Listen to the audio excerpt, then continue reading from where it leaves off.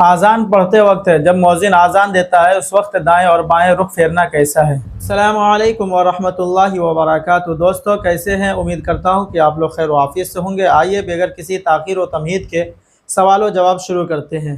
منظر آپ یہ بتائیے، آزان دی جاتی ہے تو آزان میں حی علی الصلاۃ اور حی علی الفلاح پڑھتے وقت رخ دائیں اور بائیں پھیرنا کیسا ہے؟ اذان میں حی علی الصلاح حی علی الفلاح میں دائیں اور بائیں رخ پھیرنا سنت ہے اور بعض نے مستحب بتلایا۔ اور اب عبید سے سوال کرتے ہو۔ عبید یہ بتاؤ، جو روزانہ تم نماز پڑھتے ہو، نماز میں کتنے نبی کا نام آتا ہے؟ نماز میں 2 نبی کا نام آتا ہے۔ کون کون نبی؟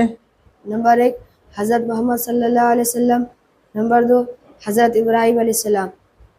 ماشاءاللہ صحیح بتایا۔ آپ لوگ کمنٹ میں بتائیے کیا یہ جواب صحیح ہے یا نہیں۔ اور آپ اگر ہمارے یوٹیوب چینل پر نئے جڑے ہوئے ہیں تو ایم ڈی سرتاج ہاشمی کو ضرور سبسکرائب کریں۔